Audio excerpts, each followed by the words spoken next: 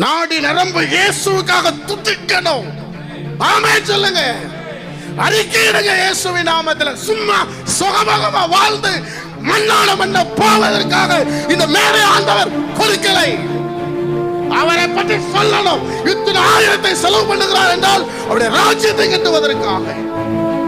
தேவ பிள்ளைகளுக்கு அந்த வைராக்கியம் இருக்கணும். ஆமென் சொல்லுங்க. தேசம் ரட்சிக்கப்படணும் ஐயா. ஜனங்கள் அழிந்து போக போறாங்க. இயேசுவின் வருகை வரப்போகிறது. சொந்தக்காரே நரகத்துக்கு போக போறாங்க. கூட படிக்கிறவன் நரகத்துக்கு போக போறான். கண்ணு முன்னாடி அதை பார்த்தா எப்படி இருக்கும் பாருங்க. நீங்க சொல்லலன்னா ஜனங்கள் எப்படி ரட்சிக்கப்படுவார்கள்? உன் பக்கத்து வீட்டுல சொல்லல, எதிர்த்த வீட்டுல சொல்லல, வேலை செய்யறவனுக்கு சொல்லல என்றால் ஆத்துமா எப்படி ரட்சிக்கப்படும்? எப்படி தேவ சித்தத்தை செய்வீர்கள்? ஓடினாலும் செய்ய மாட்டீங்க. சொல்லணும். இயேசுவை சொன்னாதான் மனம் திரும்புவான். அவரால் அன்றி ரட்சிப்பு இல்லை.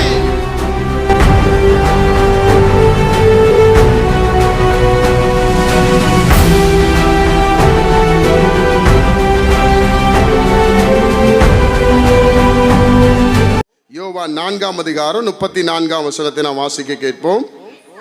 இயேசு அவர்களை நோக்கி, நான் என்னை அனுப்பினவருடைய சித்தத்தின்படி செய்து அவருடைய கிரியையை முடிப்பதே என்னுடைய போஜனமா இருக்கிறது. அல்லேலூயா. தேவனுடைய பிள்ளைகளே, எல்லாரிடத்திலையும் நம்ம கேட்டோம் என்று சொன்னால் ஊழியக்காரர்களா இருக்கலாம், இல்லை என்றால் ஒரு ரட்சிக்கப்பட்ட விசுவாசியா கூட இருக்கலாம். ஆனா எல்லாருக்கும் ஒரு எண்ணம் என்ன இருக்கும் அப்படி சொன்னா, நான் இயேசுவின் சித்தத்தை செய்ய விரும்புகிறேன். ஒரு ஆமென் சொல்லுங்க. அல்லேலூயா. எனக்கு கூட அதெல்லாம் தான் ரொம்ப ஆசை. ஊழியெல்லாம் ரொம்ப செய்யணும்னு ஆசை இல்லை, அவருடைய சித்தத்தை செய்யணும்னு ஆசை. ஆமென். அதிகமாக ஓடுறேன் அப்படிங்கிறத காட்டிலும் தேவனுடைய சித்தம் என்ன? இயேசு கிறிஸ்து அங்கே ரொம்ப அழகாய் சொல்லுகிறார், எனக்கு போஜனமே அவருடைய சித்தத்தை செய்வது தான். அதே போலதான் இந்த நைட் பிரேயர்ல நம்மளை அமர வைத்திருக்கிற தேவனுடைய பிள்ளைகளுக்கு கர்த்தர் சொல்லுகிறார் என்ன, நீங்களும் என் பிதாவின் சித்தத்தை செய்ய ஆயத்தமாயிருங்க. கை தட்டுங்க பார்க்கலாம். ஒரு ஆமென் சொல்லுங்க. அல்லேலூயா. நம்ம அவருடைய சித்தத்தை பாருங்க. அவருக்கு சீசர் சாப்பாடு வாங்க போயிருக்கிறாங்க. சமாரியாவில் நடக்கிற ஒரு நிகழ்ச்சி. யோவான் 4 எல்லாருக்குமே தெரியும். சீசர்கள் சாப்பாடு வாங்க போயிருக்கிறாங்க. அப்போ ஆண்டவர் சாப்பாடு வருவதற்குள்ளாக சமயாஸ்திரிட்ட பேசுகிறார். பேசி முடித்த பிற்பாடு தான் இந்த காரியம் நடக்கிறது. அப்போ அவர் சொல்றாரு சீசர்களை பார்த்து, எனக்கு ஒன்னே ஒண்ணுப்பா, என் பிதாவின் சித்தம். என் பிதா அந்த பூமிக்கு எதுக்கு அனுப்பினாரோ அதை நிறைவேற்ற நான் விரும்புகிறேன். ஆமென் சொல்லுங்க. எத்தனை பேர் அதை நிறைவேற்ற ஆசைப்படுறீங்க? ஒரு அல்லேலூயா சொல்லுங்க. அல்லேலூயா. அதுதான் ஒரு வெற்றியுள்ள ஒரு வாழ்க்கை. கிறிஸ்தவ ஜீவியம் என்றால் நீங்கள் தேவனுடைய சித்தத்தை செய்வதுதான். நீங்கள் கிறிஸ்தவர்களா இருக்கிறான், கிறிஸ்துவுக்குள்ள இருக்கலாம். தேவ சித்தத்தை நாம் செய்கிறோமோ அதை தான் நாம் பார்க்க போகிறோம்.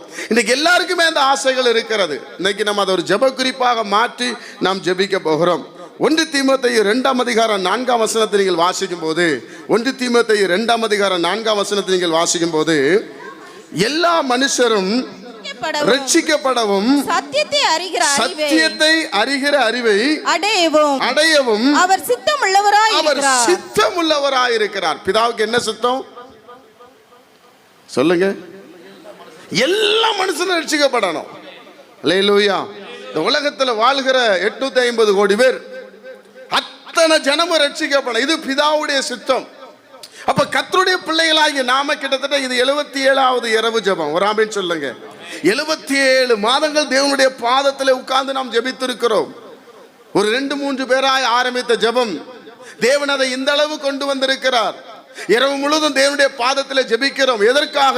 பட்டணங்களுக்காக, கிராமங்களுக்காக, தேசங்களுக்காக, மாநிலங்களுக்காக, மாவட்டங்களுக்காக, அதிகாரிகளுக்காக, பல காரியங்களை சொல்லி சொல்லி நம்ம ஜெபிக்கிறோம். காரணம் என்ன? எல்லா மனுஷனும் ரட்சிக்கப்படணும். அருகில, எதிர்த்தாப்புல, பக்கத்துல இருக்கிற தம்பிமார், தங்கச்சிமார், ஸ்கூல்ல, காலேஜில் எங்கெல்லாம் போகிறோமோ அங்கெல்லாம் கர்த்தருடைய நாமம் வாசனை வீசப்பட வேண்டும். எல்லா ஜனமும் ரட்சிக்கப்பட வேண்டும் என்று தேவன் சித்தமுள்ளவராக இருக்கிறார். அல்லேலூயா. இந்த ஒரு எண்ணம் நமக்குள்ள முதல்ல இருக்கணும். அப்படி இருந்தாதான் யாராவது கஷ்டப்பட்டா நம்ம கண்கள்ல கண்ணீர் வரும். பாவத்துல இருந்தாங்கன்னா அந்த பாவத்தை பார்க்கும்போது நமக்கு மனசுல ஒரு பாரம் வரும். ஐயோ இப்படி மாட்டிக்கொண்டிருக்கிறார்களே, இப்படி கஷ்டப்பட்டு கொண்டிருக்கிறார்களே, ஐயோ இவங்க விடுதலை ஆகணுமே, இவங்க சரி செய்ய வேண்டுமோ என்று சொல்லி நம்ம யோசிப்போம். அதனாலதான் ஆண்டவராய் இயேசு கிறிஸ்துவை குறித்து சொல்லப்படும் பொழுது மத்தேயு 1:21 வாசிக்கும் போது, அவர் தமது ஜனங்களின் பாவங்களை நீக்கி அவர்களை ரட்சிப்பார். என்ன செய்வாராம்? ரட்சிப்பார், விடுதலையாக்குவார், பாதுகாப்பார். வேதம் சொல்லுகிறது. இதை அப்போஸ்தலனாகிய பவுல் அறிந்திருந்தார். அதனாலதான் ஆண்டவரே நான் என்ன செய்ய சித்தமா இருக்கிறீர் என்று அவர் கேட்டார். தமது ஜனங்களினுடைய பாவங்களை அவர் ரட்சிப்பார் என்று வேதம் சொல்லுகிறது. என் அன்புக்குரியவர்களே, அதை அடிப்படையாக தான் அப்போஸ்தலனாகிய பவுல் எழுதுகிறார். எல்லா மனுஷரும் ரட்சிக்கப்பட வேண்டும் என்று கர்த்தர் விரும்புகிறார். நாமளும் விரும்புகிறோம். ஒரு ஆமென் சொல்லுங்க. எல்லா ஜனமும் ரட்சிக்கப்படணும். ஒரு ஜனம் அழிஞ்சு நரகத்துக்கு போக கூடாது. சாத்தான் நரகத்துக்கு ஒரு கூட்டத்தை எழுப்பி கொண்டிருக்கிறான். பரிசுத்த ஆவியானவர் போராடுகிறார். யார் என் காரியமாய் போவார்கள்? யார் என் காரியமாய் போய் சுவிசேஷத்தை பிரசங்கிப்பார்கள்? யோனாவை தெரிந்து கொள்ளுகிறார். யோனா மறுக்கிறார், மாறி ஏறுகிறார் கப்பலிலே. ஆனாலும் ஆண்டவர் விடவில்லை. 1,24,000 ஜனங்கள் இருக்கிறார்களே, இவர்கள் ரட்சிக்கப்பட வேண்டுமே, இவர்கள் பாதுகாக்கப்பட வேண்டும் என்று ஆண்டவர் விரும்புகிறார். தேவனுடைய பிள்ளைகளே, நீங்கள் கர்த்தருக்கு சித்தமானதை செய்ய வேண்டும் என்றால் ஒரே ஒரு காரியம் சொன்னோம், எல்லா ஜனமும் ரட்சிக்கப்படணும்னு நினைக்கணும். கைதட்டி கர்த்தரை மையப்படுத்துங்க. அல்லேலூயா சொல்லுங்க. இவன் பாவம் பண்ணுகிறான், இவன் செத்து தொலைய நீங்களும் நானும் நினைக்க கூடாது. அது தேவன் உண்டாக்கின ஜனம். இன்னைக்கு மதுபானம் குடிக்கலாம், இன்னைக்கு வேசிக்கலனா இருக்கலாம், இன்னைக்கு திருடனா இருக்கலாம், இன்னைக்கு ஏமாற்றுக்காரனா இருக்கலாம். இயேசுவை சிலுவையிலே தொங்கும் பொழுது ஒரு திருடன் தொங்கினான். அவன் கடைசி நிமிடத்தில் சொல்லுகிறான், ஐயோ நான் நியாயப்படி தண்டிக்கப்படுகிறேன், ரட்சிக்கப்படுகிறான். தேவனுடைய பிள்ளைகளுடைய பார்வை எப்பவுமே சிலர் எல்லாரும் தப்பாவே பார்க்கிறது, சந்தேகமாவே பார்க்கிறது. தேவனுடைய பிள்ளைகளுக்கு ஒரு ரகசியத்தை சொல்லுகிறேன், ரட்சிக்கப்படணும் நினைங்க, நீங்க கர்த்தர் சித்தத்தை செய்றீங்கன்னு அர்த்தம். கை தட்டுங்க பார்க்கலாம். ஒரு ஆமென் சொல்லுங்க. இன்றைக்கு நான் சொல்றேன், ஒவ்வொரு ஒயின் ஷாப்புக்கு முன்னாடி நின்று கண்ணீர் விட்டு ஜெபம் பண்ணுவேன். ஆண்டவரே என்ன, நான் முதல்ல ஜெபம் பண்ணேன், என்னை அங்க போக வைக்காம இருந்ததுக்காக உமக்கு ஸ்தோத்திரம். இப்போ என்னுடைய சகோதரர்கள் மாட்டிக்கொண்டிருக்கிறாங்க ஆண்டவரே, வெளியே வர முடியாம தவிக்கிறாங்க ஆண்டவரே.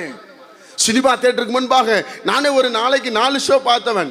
இப்போ சினிமா தியேட்டருக்கு முன்பாக போய் 2 செகண்ட் நின்று ஜெபிக்கிறேன். இந்த சினிமா தியேட்டர்கள் எல்லாம் சர்ச்சாய் மாறுவதாக, தேவனை ஆராதிக்கிற ஸ்தலமாய் மாறுவதாக, தேவனுடைய சபையாய் மாறுவதாக. நான் சொல்லுகிறேன், சொல்ல சொல்ல கர்த்தர் அதை கிரியை செய்வார். கைதட்டி கர்த்தரை மகிமைப்படுத்துங்க. ஒரு அல்லேலூயா சொல்லுங்க. அதுதான் அந்த தாகம், தேவ சித்தம். அதுதான் தேவனுடைய பிள்ளைகள் தேவ சித்தத்தை செய்யணும். வாகனத்தில் போகும்போது ஒரு வாகனம் பக்கத்தில் போனா, ஆண்டவரே இந்த வாகனத்தில் உள்ள ரட்சியும். இங்க இருந்து நான் திருநெல்வேலி வரைக்கும், கன்னியாகுமரி வரைக்கும் வாகனத்தில் போனா, நான் அக்கத்தில் பார்க்கிற பஸ்ல பார்க்கிற நம்பரை சொல்லி ஒவ்வொரு காரியத்தையும் சொல்வது வழக்கம். இது வழக்கமாகவே வைத்திருக்கிறேன். ஏன்னா எல்லா ஜனமும் ரட்சிக்கப்பட, அதான் தேவ சித்தம். ஒரு அல்லேலூயா சொல்லுங்க. அல்லேலூயா. நம்ம அப்படி இருக்க வேண்டும் என்று கர்த்தர் விரும்புகிறார். அப்போஸ்தலர் 4:12 வாசிக்கும் போது, அப்போஸ்தலர் 4:12 அவரால் அன்றி ரட்சிப்பு இல்லை. ஆமென் சொல்லுங்க. இன்னைக்கு நீங்க இதுக்கப்புறம் உங்களுடைய வாழ்க்கை ஒரு வித்தியாசமாய் மாற வேண்டும் என்பதற்காக ஆண்டவர் பேசிக் கொண்டிருக்கிறார். ஏதோ கிறிஸ்துவ வாழ்க்கை வாழ்கிறேன், கர்த்தர் என்னை ரட்சித்தார், இப்போ நல்ல ட்ரெஸ் எடுக்கிறேன், நல்லா சாப்பிடுறேன், நல்லா ஓடுறேன், கார் இருக்குது, வசதி இருக்குது, எனக்கு எல்லாம் இருக்குது, இதுதான் என்று சொல்லி நீங்கள் இருந்துவிடக் கூடாது. உங்களுக்கு ஒரு பெரிய பொறுப்பு இருக்கிறது. தேவன் உங்களை நம்பி ஒரு பெரிய பொறுப்பை கொடுத்திருக்கிறார். தேடி ரட்சிக்க பிதா எப்படி குமாரனை இந்த பூமிக்கு அனுப்பினாரோ, குமாரன் சீசர்களை பூமிக்கு அனுப்புகிறார். கை தட்டுங்க பார்க்கலாம். ஒரு ஆமென் சொல்லுங்க. பட்டணங்களுக்கு அனுப்புகிறார். அப்போ அந்த ரட்சிப்பு எங்கிருந்து வருது? அவரால் அன்றி இல்லை. சொல்லுங்க, எல்லாம் கை உயர்த்தி சொல்லுங்க, இயேசுவால் அன்றி ரட்சிப்பு இல்லை. ஹல்லேலூயா. இதுதான் மேலான சத்தியம். ஆமென். தேடி ரட்சிக்க பிதா அனுப்பிட்டார். அந்த இயேசுவை சொல்லாம எவனும் ரட்சிக்கப்பட முடியாது. இயேசு கிறிஸ்து இல்லாம எவனும் பரலோக ராஜ்யம் போக முடியாது. இயேசு கிறிஸ்து இல்லாம எவனுக்கு சமாதானம் கிடையாது. இயேசு கிறிஸ்துவின் நாமத்தில் நான் சொல்லுகிறேன், அந்த சமாதானம் தற்காலிக சமாதானம்.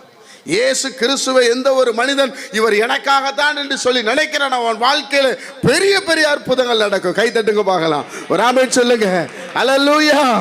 சின்ன ஒரு மனுஷனுக்குள்ள தாவீதுக்குள்ள இறங்கின அந்த வல்லமை இன்றைக்கு கர்த்தர் உங்களுக்குள்ள அந்த வல்லமை தர போகிறார். ஆமென் சொல்லுங்க. சின்ன மனுஷனுக்குள்ள பெரிய ஆண்டவர் வந்தா பெரிய பெரிய அற்புதங்கள் நடக்கும்.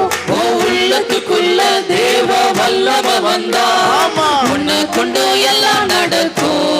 சொல்லுங்க. சின்ன மனுஷனுக்குள்ள பெரிய ஆண்டவர் வந்தா பெரிய பெரிய அற்புதங்கள் நடக்கும்.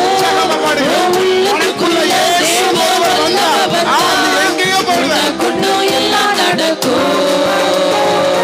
உன்னை கொண்டு அற்புதங்கள் நடக்கும். உலகமே உன்னை பார்த்து வியக்கும். உனக்கு அற்புதங்கள் நடக்கும். உலகமே உன்னை பார்த்து வியக்கும். உள்ளத்துல கர்த்தர் வந்தா எல்லாமே மாறும். உள்ளத்துல கர்த்தர் வந்தா எல்லாமே மாறும். சின்ன மனுஷனுக்குள்ள பெரிய ஆண்டவர் வந்தா பெரிய பெரிய அற்புதங்கள் நடக்கும். உள்ளத்துக்குள்ள தேவ வல்லமை வந்தா உனக்குண்டு எல்லாம் நடக்கும். சின்ன மனுஷனுக்குள்ள பெரிய ஆண்டவர் வந்தா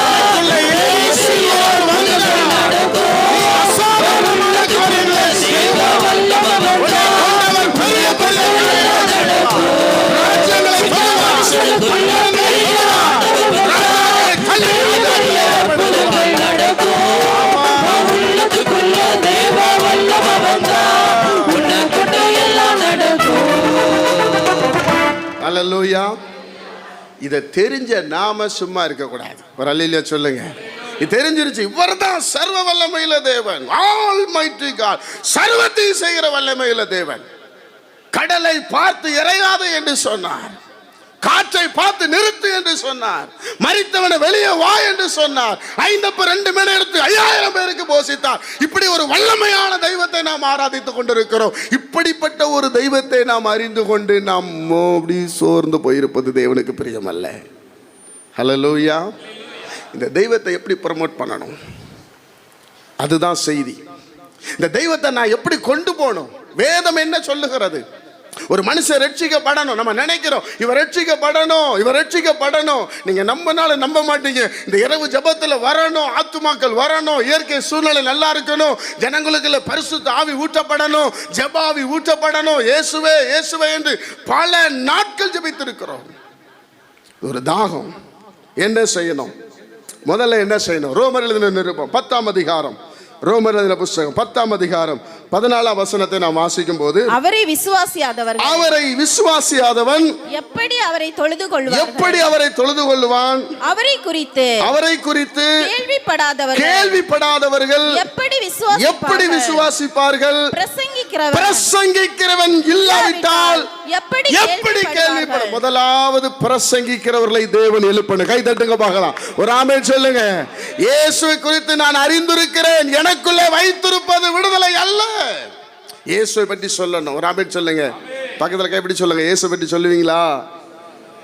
இயேசுவை பற்றி சொல்லுவீங்களா? ஆமென். அவரை பற்றி சொல்லலன்னா எப்படி தெரியும்? கவனிங்க. எவ்வளவு ஆசீர்வதித்திருக்கிறார், எவ்வளவு நம்மளை உயர்வுல வைத்திருக்கிறார், எந்த இடத்துல நம்மளை எந்த இடத்துக்கு கொண்டு வந்திருக்கிறார். அவரை பிரசங்கிக்காவிட்டால் எப்படி தெரியும் ஜனங்களுக்கு? உங்களுக்கு வேலை செய்யற இடம் இருக்கிறது, நீங்க படிக்கிற இடம் இருக்குது, உங்க கம்பெனில எவ்வளவு பேர் ஒர்க் பண்ணலாம், நீங்க ஒரு கடையில வேலை செய்யலாம். இயேசுவை பத்தி ஒரு நாளாய்க்கு ஒரு முறையாவது நீங்க சொல்லியிருக்கீங்களா? உங்களை நீங்க கேட்டு பாருங்க. அப்படியே நீங்க ஒரு சித்தத்தை செய்யலன்னு அர்த்தம். நீங்க சொன்னா அவர்கள் பிடித்து கொள்வார்கள். கைகளை தட்டி கர்த்தரை மையப்படுத்துங்க. அல்லேலூயா. பாருங்க, மார்க் எழுதின சுவிசேஷம் 5ஆம் அதிகாரம் 27ஆம் வசனத்தை நீங்கள் வாசித்து பார்த்தால், ஒரு ஸ்திரீ இயேசு கிறிஸ்துவை குறித்து கேள்விப்படுகிறாள். வாசிங்க சிஸ்டர். இயேசுவை குறித்து கேள்விப்பட்டு நான் அவருடைய வஸ்திரத்தை தொட்டால் சொஸ்தமாவேன் என்று சொல்லி போனா. அப்ப இவன் என்ன பண்றா? முதல்ல கேள்விப்பட்டிருக்கிறாள், இயேசு பற்றி கேள்விப்பட்டிருக்கிறாள். இவங்க சொல்லி இருக்கிறாங்க, என்னப்பா பிரச்சனை என்னன்னு தெரியலங்க, ஒரே ஊத்துறப்ப எல்லாத்தையும் அந்த அம்மா சொல்லியிருப்பாங்க. சொத்துகள் எல்லாம் செலவழிச்சாச்சு, மருத்துவத்தை போய் செலவழிச்சாச்சு, ஒரு வழி இல்லை. சில பேர்லாம் கடைசியில் எல்லாம் அழிஞ்ச பிறதான் ஆண்டுகிட்ட வரணும்னு நினைப்பான். பரவாயில்ல, அப்போ கூட விட்டுறாதீங்க. இயேசு நல்லவர்னு சொல்லுங்க. ஒரு ஆமென் சொல்லுங்க. அல்லேலூயா. இப்ப அவ கேள்விப்பட்டு இயேசுனுடைய வஸ்திரத்தை தொடுகிறாள். தொட்ட மாத்திரத்தில் விடுதலை உண்டாகிறது. அப்போ கேள்விப்பட வேண்டும் என்றால் நாம் சொல்ல வேண்டும். தேவனுடைய பிள்ளைகள் ஒரு தீர்மானம் எடுக்கணும். நான் ஆண்டவரை பற்றி கட்டாயம் ஒருவருக்கு நான் சொல்லுவேன். என் இயேசு கிறிஸ்துவை பற்றி நான் பிரசங்கிப்பேன். என் இயேசுவை பற்றி நல்ல காரியங்களை நான் சொல்லுவேன். ஏன்னா அவர் ரொம்ப நல்லவர். கைதட்டி கர்த்தரை மகிமைப்படுத்துங்க. ஹல்லேலூயா சொல்லுங்க. நீங்க ஒரு வார்த்தை சொன்னா போதும், அவர் உங்களுக்கு அற்புதம் செய்வார்னு சொன்னா போதும், ஆண்டவர் உங்களை டேக் பண்ணிடுவார். ஆமென். உங்கள்கிட்ட கவலையோட தான் பேசுவாங்க. எங்கப்பா பீஸே கட்ட முடியல, உனக்கு எப்படிப்பா? எப்பா எனக்கு உண்மையிலே பெரிய விஷயம்ப்பா, ஆண்டவர் இந்த வருஷம் எனக்கு ஒரு பெரிய அற்புதத்தை செஞ்சார், ஆண்டவர் எனக்கு அந்த பீஸை கட்டி கொடுத்தா. உடனே அவனுக்கு என்ன வரும்? ஒரு மனசுக்குள்ள ஒரு தாகம் வரும். அப்போ நானும் எப்பா எனக்காக நீ என்ன பண்ணு, ஒரு ஜெபம் பண்ணு, எனக்காக பிரேயர் பண்ணு சொல்லுவான். நீங்க பிரேயர் பண்ணா போதும், இயேசு செய்திருவார். அப்போ ஒரு மனுஷன் ரட்சிக்கப்பட வேண்டும் என்றால் நீங்கள் முதலாவது இயேசுவை பற்றி சொல்ல வேண்டும். ஒரு ஆமீன் சொல்லுங்க. 1 கொரிந்தியர் புத்தகம் 9ஆம் அதிகாரம், 1 கொரிந்தியர் 9ஆம் அதிகாரம் 16ஆம் வசனத்தை நாம் வாசிக்கும் போது, சுவிசேஷத்தை நான் பிரசங்கித்து வந்தோம் மேன்மை பாராட்ட எனக்கு இடமில்லை, அது என்மேல் விழுந்த கடமையா இருக்கிறது. சுவிசேஷத்தை நான் பிரசங்கியாதிருந்தால் எனக்கு ஐயோ. நான் எனக்கு கொடுக்கப்பட்ட வேலை ஸ்தலத்தில், எனக்கு கொடுக்கப்பட்ட கம்பெனியில், எனக்கு கொடுக்கப்பட்ட நண்பர்களிடத்தில், எனக்கு கொடுக்கப்பட்ட இடத்துல நான் இயேசு கிறிஸ்துவின் நன்மையை சொல்லவில்லை என்றால் எனக்கு என்னது? எனக்கு மாத்திரம் இல்லை, உங்களுக்கு ஐயோ. ரலிலே சொல்லுங்க. அல்லேலூயா. அதுதான் நான் எளிமையாக சொல்லுவேன். என்ன பிரதர், எல்லாரும் நம்மகிட்ட கேட்பாங்க, பிரதர் எப்படி இருக்கீங்கன்னு கேட்பாங்க. சுவிசேஷத்தை சொல்லுங்க. ஏசப்பா கிருபையில் நான் நல்லா இருக்கேன். கை தட்டுங்க பார்க்கலாம். ஒரு ஆமென் சொல்லுங்க. அது என்னப்பா ஏசப்பா கிருபைப்பா? ஆமாப்பா, அவரால் தான்ப்பா நான் இப்படி இருக்கேன். நேற்று தினத்தில் ஒரு சின்ன வாட்ஸ்அப் கிளிப் பார்த்தேன். ட்ரெயினில் நிறைய பேர் உட்கார்ந்துருக்கிறாங்க. ஒரு தம்பி சொல்லுகிறான், வாலிபன், ஏசு நல்லவர், ஏசு வல்லவர். அதில் ஒருவன் சொல்றான், சும்மா இருங்கய்யா, அதே சொல்லி கொண்டிருக்கிறீங்க. ஆமாய்யா, அவர் எனக்கு நல்லவராக இருந்தார். நான் குடிகாரனாயிருந்தேன், வேசிக்கல்லனாயிருந்தேன், நான் வீட்டுக்கு அடங்காதவனா இருந்தேன். இயேசு என்னை தொட்டு மாற்றினார். இந்த இயேசுவை நம்பினால் நீங்களும் மாற்றப்படுவீர்கள் என்று ஒரு ட்ரெயின்ல ஒரு 50-60 பேர் மத்தியில் சொன்னார். அந்த கிளிப்பு கூட என்கிட்ட இருக்குது. கட்டாயம் அல்ல, விசனமாய் அல்ல, உன் மன விருப்பப்பட்டால் நீ ஏற்றுக்கொள்ளலாம். என்னை போல உனக்கு சமாதானம் கிடைக்கும் சொன்னார். கை தட்டுங்க பார்க்கலாம். ஒரு ஆமென் சொல்லுங்க. அழகான சுவிசேஷத்தை 3 செகண்ட்ல சொல்லிட்டாரு. நான் ரொம்ப சந்தோஷப்பட்டேன். நம்ம சொல்லுவோமா? அடி சிரிச்சு என்னமோ சொல்லி மலிப்பிட்டு வந்துடும். நம்ம கொடுத்ததை எதையுமே ஆண்டரை பற்றி சொல்ல மாட்டோம். எவ்வளோ மேன்மை பண்ணியிருக்கிறார். சுவிசேஷத்தை பிரசங்கிக்கலன்னா பக்கத்தில் எப்படி சொல்லுங்க, சுவிசேஷத்தை சொல்லலைன்னா ஐயோ. அல்லேலூயா. எங்கே போனாலும் நீங்கள் சொல்லணும். ஆமென் சொல்லுங்க.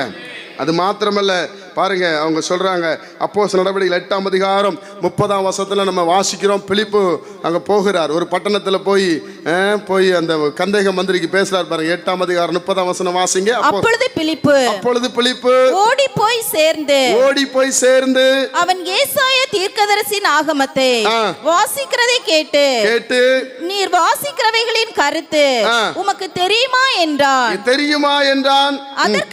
அதற்கு அவன் ஒருவன் எனக்கு தெரிவிக்காவிட்டால் அது எனக்கு எப்படி தெரியும் என்று சொல்லி. தெரியும் நீங்க சொல்லலனா இயேசுவை பத்தி எனக்கு எப்படி தெரியும்? என்னை அப்படி வளர்க்கலையே, என் தாய் என்னை அப்படி வளர்க்கல.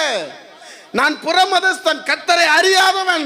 கர்த்தரை அறிந்து இவ்வளவு ஒரு வல்லமையான தெய்வம், ரட்சிக்கிற தேவன், மேன்மையான தேவன், அழகுள்ள தேவன், பரிசுத்தமுள்ள தேவன், நீதியின் தேவன், ராஜாதி ராஜா, வல்லமையுள்ள தேவன், பராக்கிரமசாலி, யுத்தத்தின் வல்லமையுள்ளவர். இந்த தெய்வத்தை நீ சொல்லலனா எனக்கு எப்படி தெரியும்?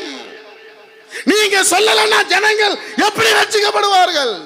உன் பக்கத்து வீட்டில் சொல்லல, எதிர்த்த வீட்டில் சொல்லல, வேலை செய்யறவனுக்கு சொல்லல என்றால் ஆத்துமா எப்படி ரட்சிக்கப்படும்? எப்படி தேவ சித்தத்தை செய்வீர்கள்? ஒரு நாள் செய்ய மாட்டீர்கள். சொல்லணும். இயேசு பத்தி சொன்னாதான் மனம் திரும்புவான். அவரால் அன்றி ரட்சிப்பு இல்லை. ஒரு ஆமென் சொல்லுங்க. ஒரு அல்லேலூயா சொல்லுங்க. இது 2 மணி நேரம் விடுதலைக்காக வருகிற கூட்டம் அல்ல. இது ஜெபித்து கர்த்தர் பக்கம் திருப்புகிற கூட்டம். கைத்தட்டி கர்த்தரை மையப்படுத்துங்க. ஒரு அல்லேலூயா சொல்லுங்க. நான் அப்படித்தான் உங்களை பார்க்கிறேன். நாடி நரம்பு இயேசுவுக்காக துடிக்கணும். ஆமென் சொல்லுங்க. அறிக்கையிடுங்க இயேசுவின் நாமத்தில். சும்மா சுகமாக வாழ்ந்து மண்ணான மண்ண போவதற்காக இந்த மேடை ஆண்டவர் கொடுக்கலை.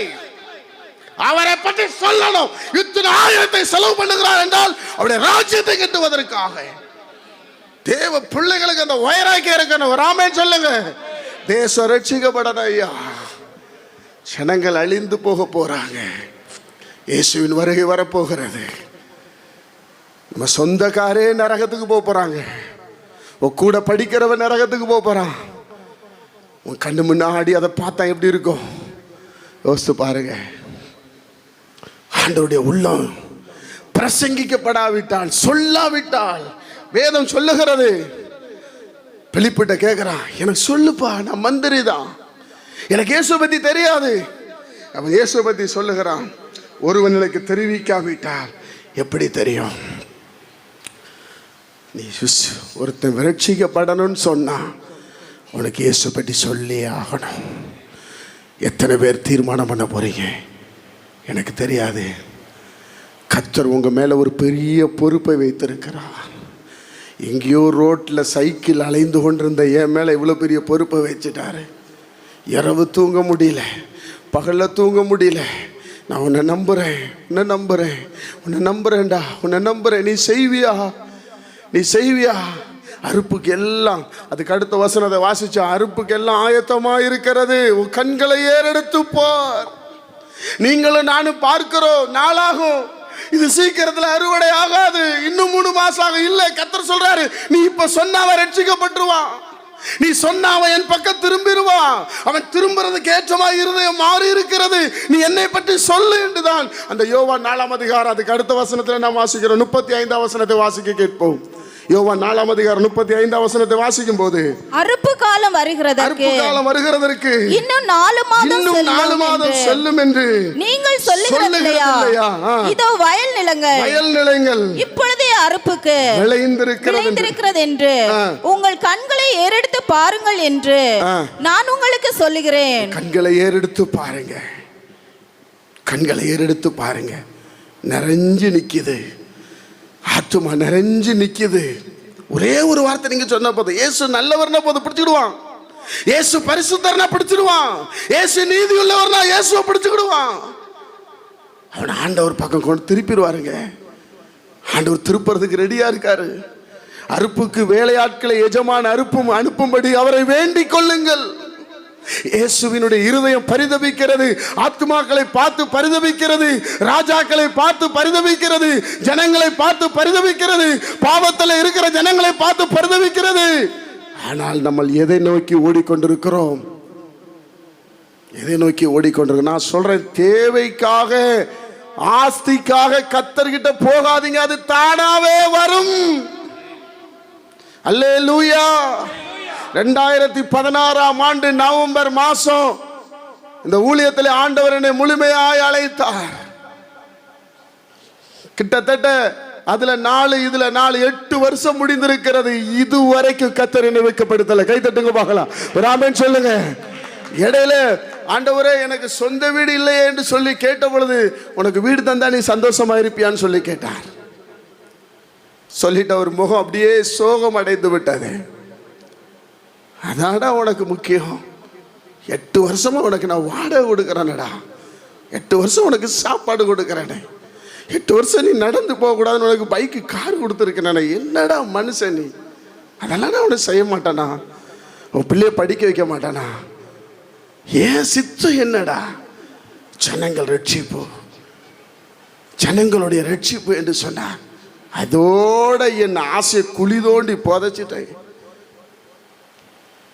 தோட குழி தோண்டி புதைச்சி, ஆத்துமா ஆத்துமா யாருகிட்ட பேசினாலும், யார்கிட்ட பழகினாலும் இயேசுன்னு ஒரு வார்த்தை சொல்லாம என் வாயிலிருந்து வருவதே இல்லை. கைதட்டி கர்த்தரை மையப்படுத்துங்க. அல்லேலூயா. இதுதான் தேவ சித்தம். நிறைய தேவ சித்தம் இருக்கு, நேரம் பத்தாது. இந்த ஒரு தேவ சித்தத்தை சொல்லியிருக்கிறேன், தொடர்ந்து சொல்றேன். தேவனுடைய பிள்ளைகள் அவர் பிரசங்கிக்கப்பட வேண்டும், அவர் அறிவிக்கப்பட வேண்டும். அவர் தான் எல்லாம் நமக்கு தெரிஞ்சு போச்சு.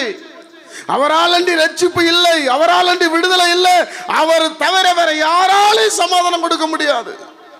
அவர் இல்லாம யாருக்கும் அற்புதம் கிடையாது. தற்காலிகம் தான். இப்ப நமக்கு தெரிஞ்சு போச்சு, இவர் தான். கட்டாயம் இவரை சொல்லணுமா வேண்டாமா? ராமன் சொல்லுங்க, சொல்லுவோம். என்ன ட்ரெஸ் பிரதர், ஷர்ட் எடுக்க போறீங்க? ஓட்டோன் போட்ட ஷர்ட் எடுங்கன்றோம். என்ன போட்டு? அப்புறம் என்ன ரைமான்ஸா? இவங்க எல்லாம் உங்களுக்கு என்ன காசா கொடுக்குறாங்க? 7 ஸ்டார் அரிசி வாங்க நல்லா இருக்குன்னு சொல்கிறோம்ல, அகிஜா ஸ்பீக்கர் வாங்க நல்லா இருக்குன்னு சொல்கிறோம்ல, என்ன காசா கொடுக்குறாங்க? ஏன் நம்ம இயேசுவை பற்றி சொல்ல முடியல? ஏன்னா பிசாசுக்கு தெரியும், இவரை சொன்னா அவர் ரட்சிக்கப்பட்டுருவான். கை தட்டி கத்திர மையப்படுத்துங்க. ஒரு அல்லேலூயா சொல்லுங்க. அல்லேலூயா. நீங்க சொன்னா அவர் ரட்சிக்கப்பட்டுருவான், தேவராஜ்யத்தை பார்த்துருவான். அதனால இங்க இருக்கிற எல்லா பொருளையும் நீங்க மேன்மைப்படுத்துறீங்க. இந்த கார் வாங்குங்க, இதுல இவ்வளவு மைலேஜ் இருக்கு. ஐயோ, அந்த கார்ல டயர் சரியில்லை, அந்த கார்ல ஸ்டேரிங் சரியில்லை. கார்காரன் என்ன கொடுக்குறான்? உன்ட்ட எல்லாத்தையும் வாங்குறான். ஆனா உயிரை கொடுத்த ஆண்டவர், உயிரை கொடுத்த ஆண்டவரை பற்றி நாம் ஒரு இடத்துல சொல்வதில்லை. அதனால தான் நம்மளுக்குள்ள எழுப்புதல் இல்லை, அதனால தான் நமக்குள்ள விடுதலை இல்லை. இந்த ஆண்டவரை நாம் எங்கெல்லாம் சொல்லி பறைசாற்றுகிறோமோ அங்கெல்லாம் ஜனங்கள் ரட்சிக்கப்பட்டு விடுதலையாக்கப்படுவாங்க. கைதட்டி கத்திர மையப்படுத்துங்க. அல்லேலூயா. இன்றைக்கு ஒரு தீர்மானம் எடுங்க. ஆண்டவரே, இனி உங்களை பற்றி சொல்லாம நான் இருக்கவே மாட்டேன். ஆமென். நான் உண்மை சொல்றேன், பைபிளில் ரொம்ப ஆராயணும்லாம் எனக்கு விருப்பமே கிடையாது. இது பரிசுத்த ஆவியானவர் எழுதப்பட்டது. இயேசு கிறிஸ்து என்ற நாமத்துக்கு தான் வல்லமை. ஒரு ஆமென் சொல்லுங்க. அந்த இயேசுவின் நாமத்தை தான் வானோர் பூதலத்தோர் பூமியில் கீழாவும். இப்போ கடவுளுடைய நாமத்தினாலே போன்னு சொன்னால் அந்த பிசாசு எந்த கடவுள் சொல்லுடான்னு கேட்கும். ஆனால் இயேசு கிறிஸ்துவின் நாமம் சொன்னால் அது கேட்காது. நானே பார்த்துருக்கிறேன். சரி, நம்ம தான் இயேசு கடவுள் தானே, நம்ம ஒரு முறை கடவுள்னு சொல்லி பார்ப்போம் அப்படி சொன்னேன். அப்படி எகிரி நின்றுச்சு பாருங்க. சொல்லி பார்த்துறாதீங்க. நம்ம படிப்பு அறிவு நமக்கு நிறைய வேலை செய்யுது. அதனால தான் நம்ம இயேசு கிறிஸ்துவ சில நேரத்தில் விடுறோம். நம்ம நீங்கள் இயேசு கிறிஸ்துன்னு சொன்னாதான் விடுதலை. கை தட்டுங்க பார்க்கலாம். ஒரு ஆமென் சொல்லுங்க. நான் ரகசியம் சொல்லித்தாரேன். ஆமென். நான் நினைச்சேன் நம்மளும் பேசாம நம்ம கடவுள்னு சொல்லிடுவோம். கடவுள் தானே, கடவுள்னா இல்லை, காட், எல்லாருக்கும் மேலான காட். ஆனா அந்த காட் தான் எழுதியிருக்கிறார், இயேசுவின் நாமத்தை பிரசங்கிது என்று. இயேசு என்று சொல்ற அந்த பேருக்கு தான் வல்லமை, இயேசுவின் நாமத்துக்கு தான் வல்லமை. வானோர் பூதலத்தோர் பூமியில் கீழாவும் முடங்கும். நீங்க பிசாசு கிட்ட போய் கடவுளுடைய நாமத்தினாலே வந்திருக்கிறேன்னு சொன்னா அது கேட்கும். நிறைய பேர் தேவர்கள் இருக்கிறாங்கப்பா, எந்த தேவர்கள் சொல்லுன்னு கேட்கும். அதுல ஒரு தேவர் தான் நானுன்னு வேற சொல்லும். ஆனா இயேசு கிறிஸ்து நாமத்தை சொன்னா உங்களை விட்டு அது ஓடும். கைத்தட்டி கத்திர மையப்படுத்துங்க. அல்லேலூயா, அல்லேலூயா. அப்ப இயேசுவின் நாமத்தை நீங்கள் அறிவிக்கிறவர்களாய், பிரசங்கிக்கிறவர்களாய், சொல்லுகிறவர்களாய். ஐயோ, அதெல்லாம் ஊழியக்காரங்க வேலை. எத்தனை ஊழியக்காரங்க செய்வாங்க? இயேசுன்னு சொல்றதுக்கு எதுக்கே ஊழியக்காரங்க வரணும்? ஆமென் சொல்லுங்க. வியாதியை இயேசுவின் நாமத்தில் துரத்த முடியும், பிசாசை துரத்த முடியும், குஷ்டரோகியை சுத்தம் பண்ணுங்கன்றாரு. மார்க் 16ஆம் அதிகாரம் 16ஆம் வசனத்திலிருந்து நீங்க வீட்டில் படிச்சு பாருங்க. விசுவாசிக்கிறவர்களால் நடக்கும். யாரால? சத்தமா சொல்லுங்க. விசுவாசிங்கன்னா யாரு? விசுவாசியா? எத்தனை பேர் விசுவாசி? அதுக்கு கூட கை வைத்த பயப்படுறீங்க. நான் ஒன்றும் கேட்க மாட்டேன். ஆனா நீங்க என்னெல்லாம் செய்யலான்னு பைபிள் இருக்கு தெரியுமா உங்களுக்கு? என்ன செய்யலாமா? என் நாமத்தினால சொல்லுங்க. என் நாமத்தினால பிசாசுகளை,